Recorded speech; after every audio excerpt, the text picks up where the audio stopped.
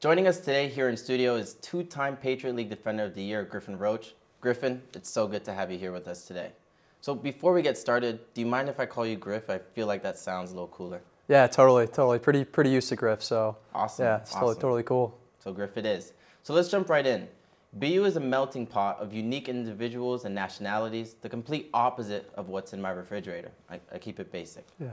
Coming from a state that's home to such a diverse mix of schools and universities, did you always have your sights set on BU, or was it a last-minute decision like me trying to get to the gym every morning? Yeah, I mean, totally. I think for me, I always knew that I wanted to play soccer in school.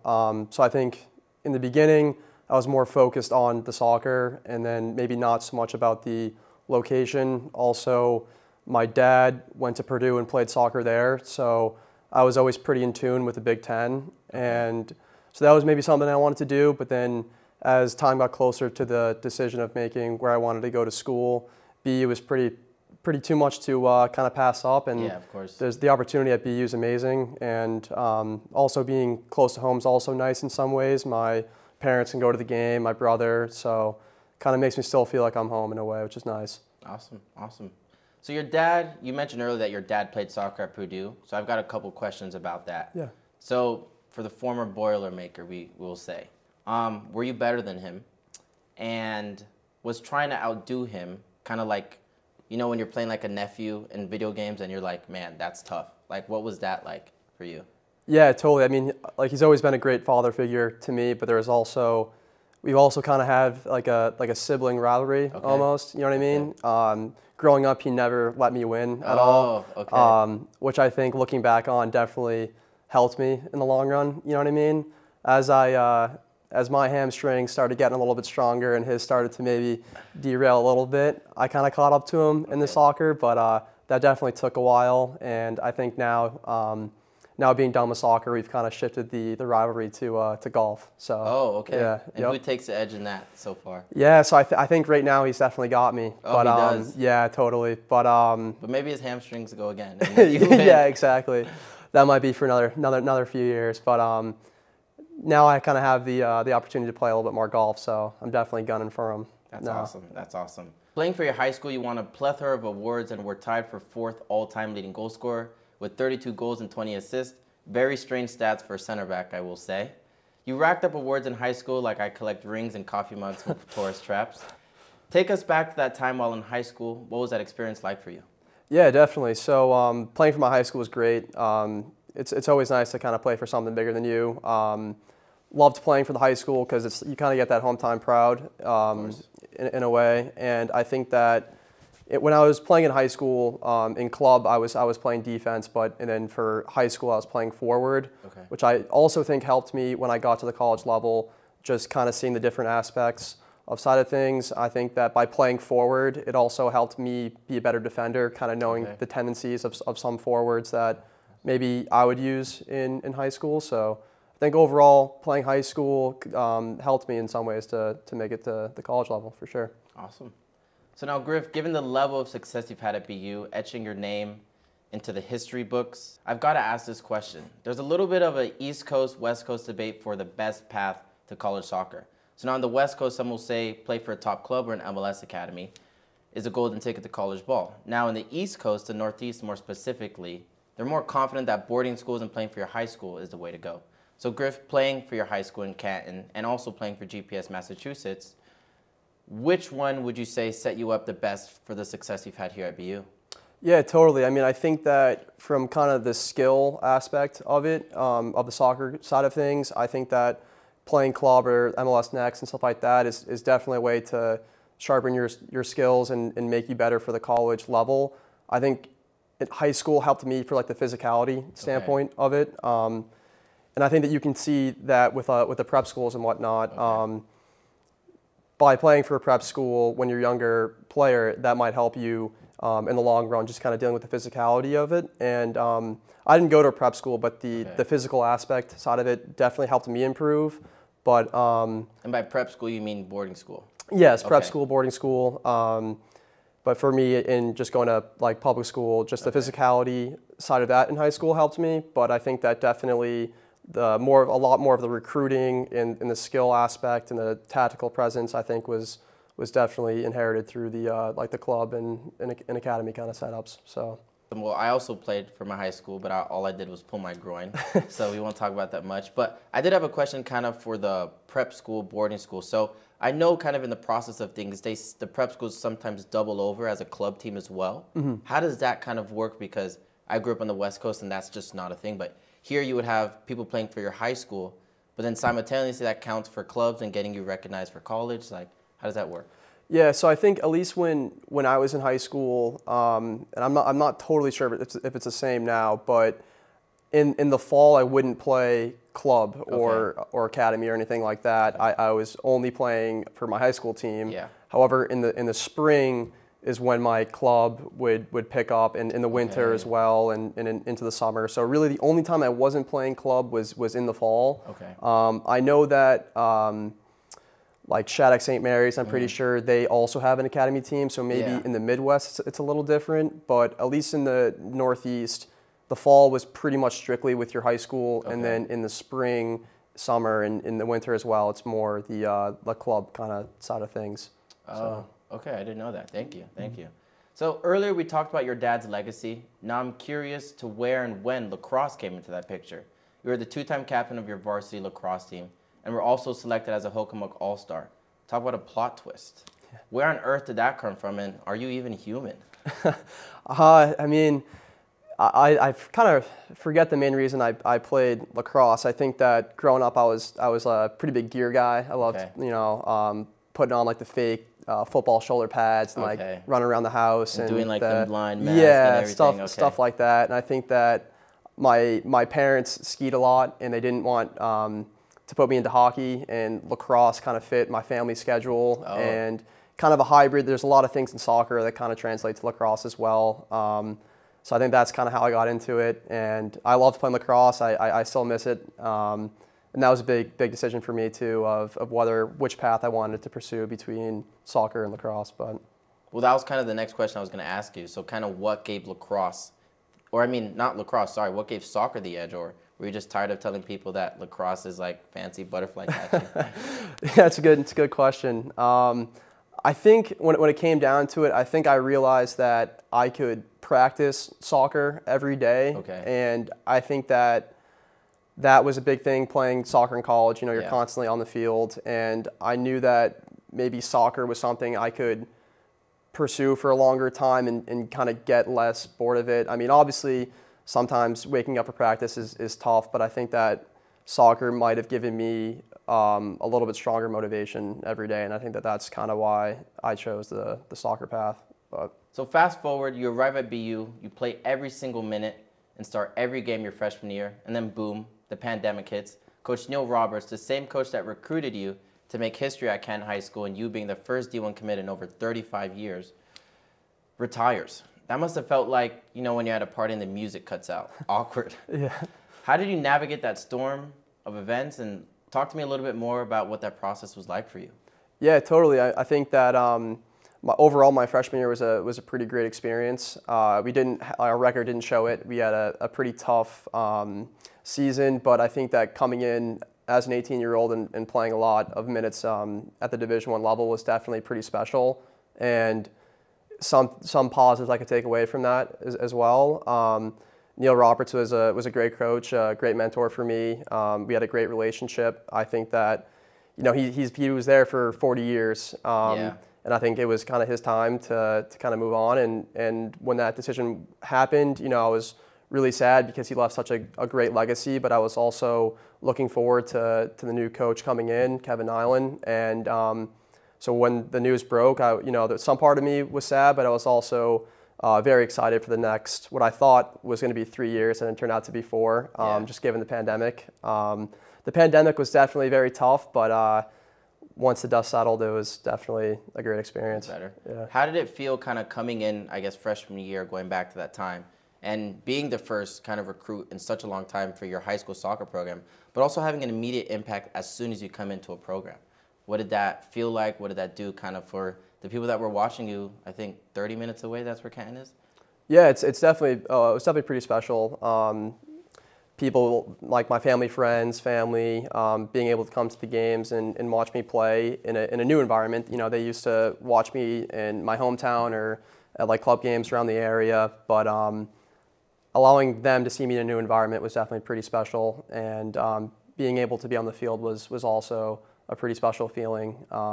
I grew up playing at Nickerson when I was little for club practices, so it was definitely pretty cool being able to play on Nickerson with the BU jersey on. So awesome. Junior year, you start making appearances here and there. You know, the same way I make like promises to myself that I'm gonna start eating healthy. Yeah. But then senior year changed everything. What led to your 2-year streak of dominance and endless accolades? Did your experience from previous years put that much of a chip on your shoulder?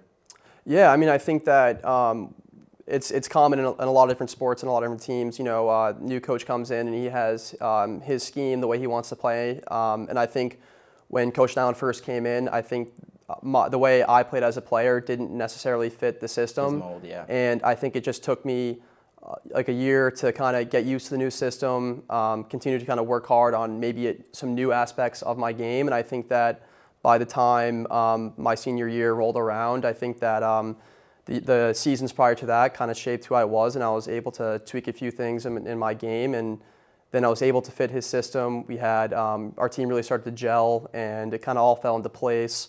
If you look over the course of my 5 years, you know, well, really when Nyland came in, it was a pretty steady trajectory.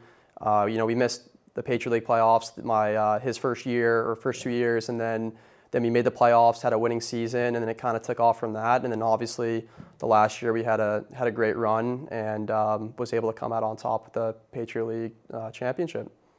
So senior year, you win just about every possible individual award, but then you decide to come back and then take a 5th year. So what was that process like for you? Yeah, I think the big thing for me, for my reason to come back, was we fell short of a Patriot League championship my senior year, and that left a big chip on my shoulder. And I knew that there was a lot of pieces here in Boston that, you know, could help me improve as a player, as well as also get that Patriot League championship, and thankfully it worked out. But I think that definitely the main reason to come back was to win the Patriot League championship, knowing that I would see a lot of familiar faces around Boston and the team. So it's definitely great. Well, in the end, it was a great decision. You won it all. I literally mean you won everything. If we had more time, I would list all 14 awards that went to you. And you made BU history as the first team to do it. So winning the Patriot League, being crowned regular season champs, and winning the conference tournament, was this always a plan, or did it come as a surprise like when I found out I couldn't sing?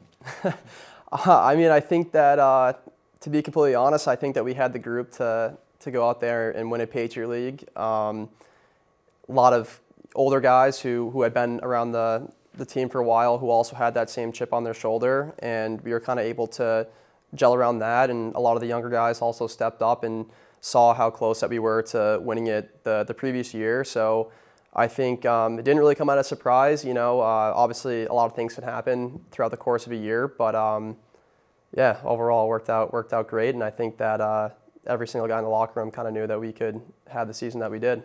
Awesome. So especially after your senior year, or your breakout senior year, with all the awards and recognition, how'd you stay focused? I mean, I imagine it's like me trying to be on a diet during Thanksgiving. Impossible. But somehow you managed to do it. How? Yeah, well, I mean, I think a diet during Thanksgiving is definitely a lot harder to. It's yeah, tough, I man. mean, yeah, it's it's tough. very tough. But yeah, I mean, I think, you know, the hunger was still there from not winning, you know, the Patriot League before and coming up short. And I think a big thing too is a lot of guys were on the same page, and we were able to keep on pushing each other every day at practice. You know, sometimes you're out there on the field at 7:30 in the morning and it's like below freezing, but it's easy to kind of get through that practice when you know that just in a few months you can be competing for something that you just fell short of. So kind of as you get older and you take more of a leadership or I guess approach or role in the team, whatever you want to call it, sometimes when you do have so much, I guess, attention on you and all the individual awards that you're getting, how do you manage to stay, I guess, locked in? Because sometimes athletes, when they're getting recognized so heavily, they can lose their head, but you didn't, and you helped lead the team to, I guess, the promised land. So how'd you do that? Yeah, I mean, I think those awards were definitely very special to me and something that I'll be able to carry with me forever. But I think that the thought of winning a ring and sharing that ring with 26, 27 other guys meant a lot more to me. And so I think that that's kind of what kept me going. And I knew that our team had the ability to do it, and everyone was locked into it. So I think that that's definitely kind of what kept me going and kept me focused. So it was definitely a bigger picture kind of thing. Yeah, totally. Outward more than inward focus. 100%. Awesome. So out of all the awards, which one was your favorite? And was there any award that you had your eye on that just got away? And Griff, I know you're a humble guy, but don't worry, this will stay just between us. Pretend like the cameras, they're not even there. Oof.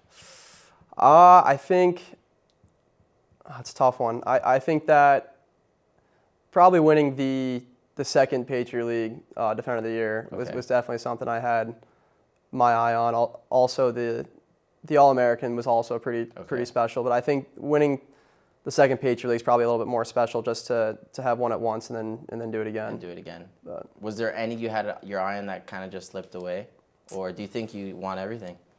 I mean, definitely the biggest thing is we would have liked to have won the first round of the NCAA tournament. So yeah, that would have been great. Had an own goal in that game too, so that'll haunt me a little bit. But overall, it was a great experience and great 5 years. What was that experience kind of going to the tournament? Because obviously, as it works in the Patriot League, you got to win out. And then what was it like to get to that next stage of seeing that environment, being at Syracuse? What was that like? Yeah, definitely different energy. Something I wish I had another year to do and get that second, or at least make it to the second round of the playoffs. But I mean, I'm really happy for the guys who are still around. I think that they have the talent to make it to the tournament again and punch through to the second round. But definitely the energy was different. It was pretty cool wearing the NCAA patch on the jersey. You keep onto it? Oh yeah, totally. Awesome. But yeah, it's definitely it was more of an energy thing, I think, was the biggest difference. Yeah, it looked like a great environment. So after such a successful career and what felt like you being placed on every first team in America, did you ever consider going pro, or was the allure of a 9-to-5 finance job too irresistible? I know going through Questrom's core changes people.